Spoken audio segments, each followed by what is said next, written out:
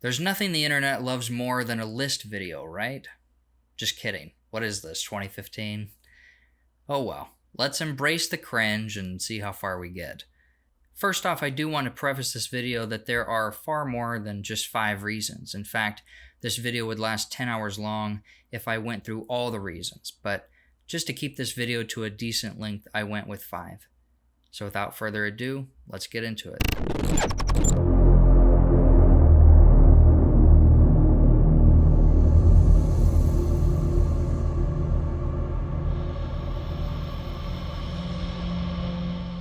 Perhaps the most valuable thing about Trump has been his ability to draw the deep state out of the shadows and show us what our enemies really look like.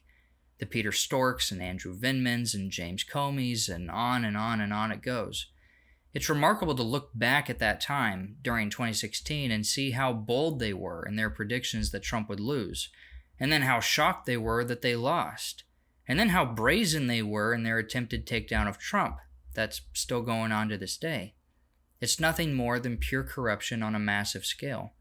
The details of Russiagate are mind-blowing to think about.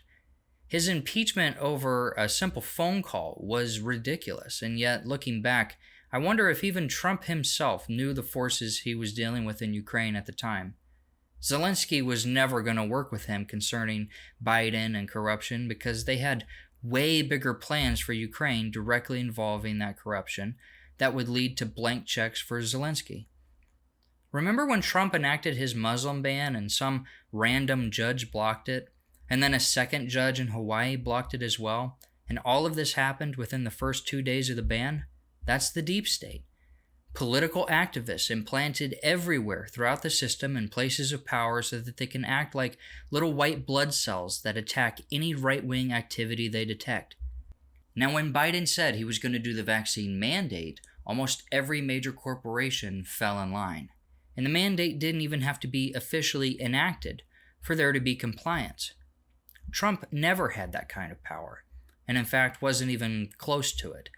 The people who were sworn into office to specifically obey his orders routinely just flat out refused to do what he said. That's the nature and power of the deep state. And just know that anyone who happens to be voted in who seriously wants to change things in America will face this threat. And it's a pretty serious one. And it's been going on since Nixon. They will simply remove you from power, or if you manage to get into office, you'll be rendered useless.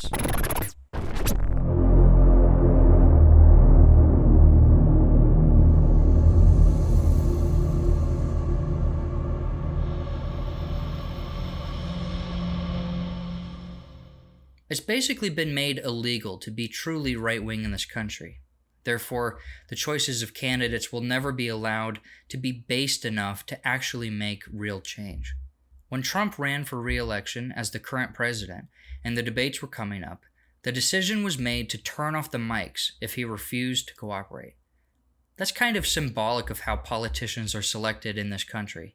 They have to fit inside the narrow Overton window of approved beliefs, where they will simply be shut down using the tools that the system has.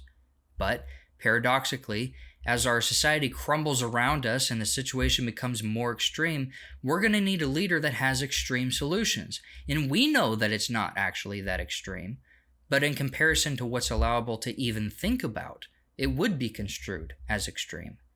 And sure, these ideas would be popular with a huge percentage of the population, but we need to remind ourselves of the political reality on the ground, which is that populism doesn't work. This idea is outlined in Academic Agent's The Populist Delusion, which is a must-read. Ever since the Nuremberg trials, it's basically been made illegal to harbor or try to live out any truly right-wing ideas, and implementing those ideas in the political world is completely off-limits. Our politicians, as such, have become very domesticated and selected and approved based on their compliance with those limits. No politician is allowed to come to the forefront if they advocate for truly right-wing principles. The system won't have to shut off their microphone because they won't even be allowed in the building. And so election after election, we're constantly left with the unpleasant task of holding our nose and voting for the lesser of the two evils that are allowed in the building. because that's exactly what they want. They don't want anyone to come in and seriously try to rock the boat or stop the way the whole thing is running. To them, this is the ultimate grift, and they're willing to do much worse than this to hold on to the power they have.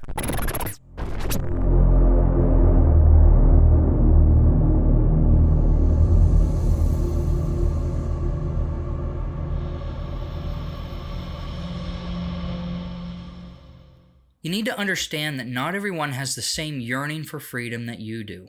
Even if by some miracle you were able to vote in a weak and neutered Republican, years of living under these flawed systems have produced an enormous amount of Stockholm Syndrome sycophants who will fight the new leadership at every step because they can't even tolerate the diet versions of their ideologies. In fact, no matter how tyrannical the government becomes, there will always be fans of it and want more tyranny. In America, those people have taken over. If you doubt this, just look at COVID. That removed any doubt for me. Whatever the free spirit was that was so integral in America's founding and our history, and was noticeably present even as far up as to the 90s, has been completely bred out of us. People love being told what to do. They love high taxes. They love bailouts, and they love their stimulus checks.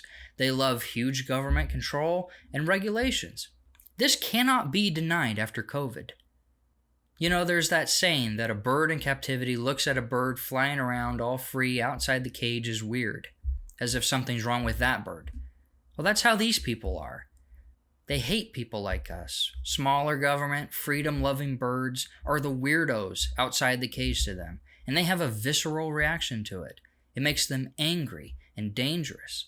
They want to bring it under control. They relish in punishing it. Just look at this grand jury foreman. She's insane.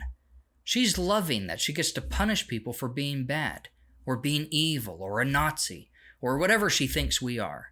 She's a fan of this system that we're under, and she wants more of it.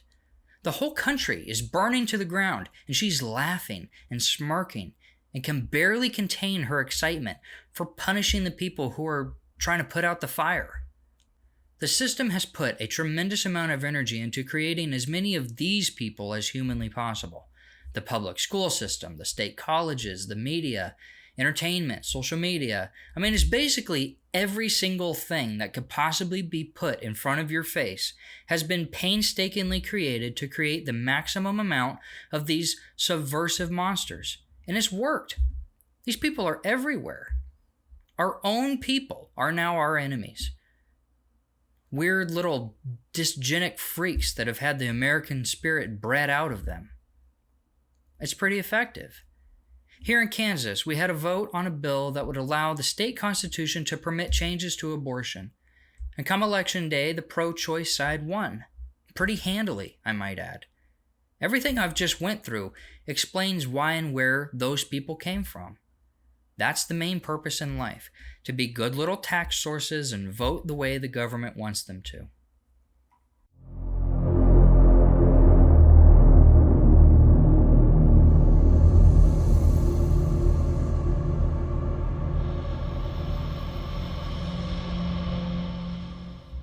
The corporate simp would point out that corporations are nothing but a group of people, individuals, if you will, to use that dirty language. A corporation is defined as a company or group of people authorized to act as a single entity, legally a person, and recognized as such in law. This would solve the logistical nightmare of every shareholder having to sign a paycheck or buy assets, etc. This is the most basic, value-neutral way to describe a corporation. It's the bread and butter of how this country survives and pays its bills and its taxes, but it leaves out a very important aspect of the corporation. The corporation is a money-making machine. It's not a person.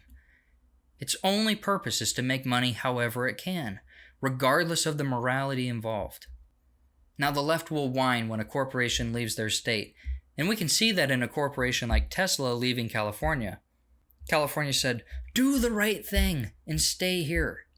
Well, doing the right thing is making money. If it becomes too hard to do that in your insane asylum you call a state, then the corporation will do the right thing and leave. But it's very hard for conservatives, particularly mainstream conservatives, to criticize corporations, and yet corporations are overwhelmingly filled with and ran by leftists who do things counter to the best interests of this country, I would say, the majority of the time. If you give a corporation the choice to pay people what they're worth, whatever that may be, or just go build a factory in a foreign country and pay those people 50 cents, the corporation will make that choice. If you give the corporation a choice to pay people what they're worth, or to lobby Congress to keep the borders open and the labor market flooded with cheap illegals, then the corporations will make that choice every single time. Since money is the primary objective of the corporation, things like tradition don't matter.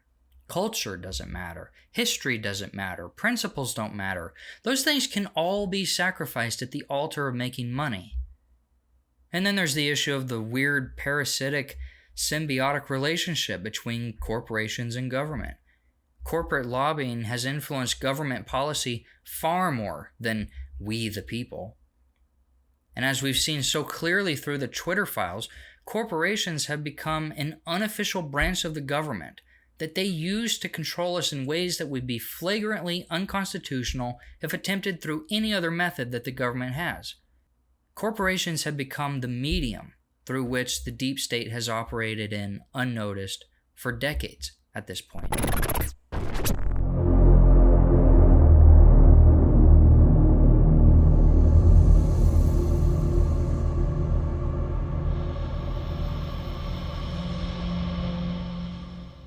We are a corrupt country, and we should never discount the idea that when pressed into a corner, our elites will simply cheat or murder their way out.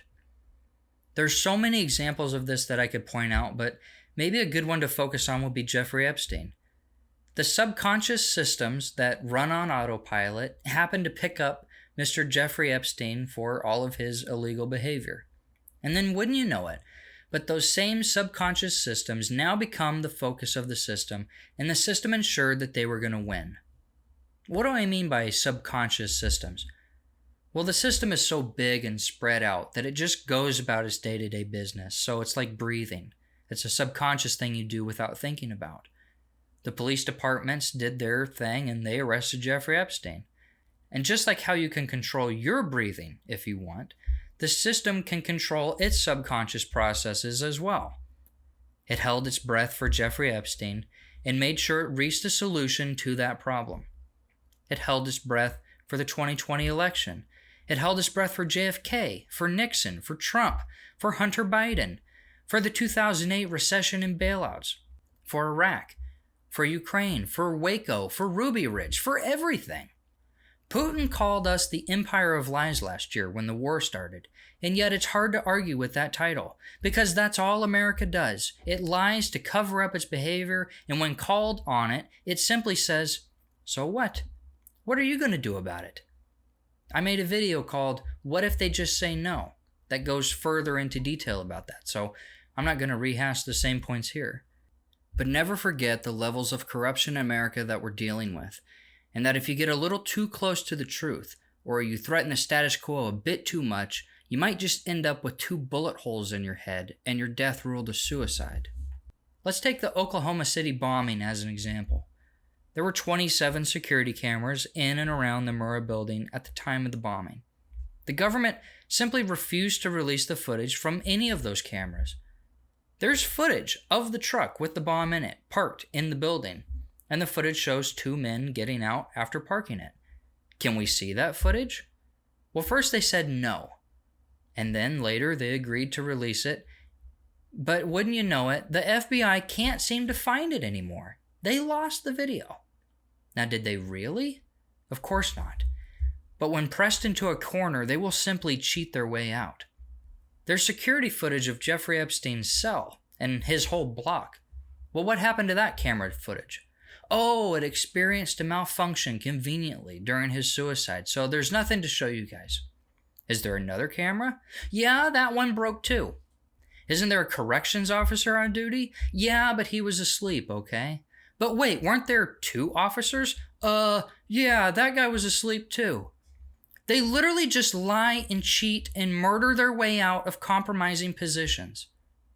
Ghislaine Maxwell was sentenced to prison for over 20 years for selling underage girls to no one. That's right, absolutely nobody. No names were ever released. They refused to tell you who her clients were. Edward Snowden is hiding in Russia because he told the truth. He has a great quote. When exposing a crime is treated as committing a crime, you are being ruled by criminals. That's where we're at right now. Any attempt to shut down the corruption is illegal, and you will be punished for even trying.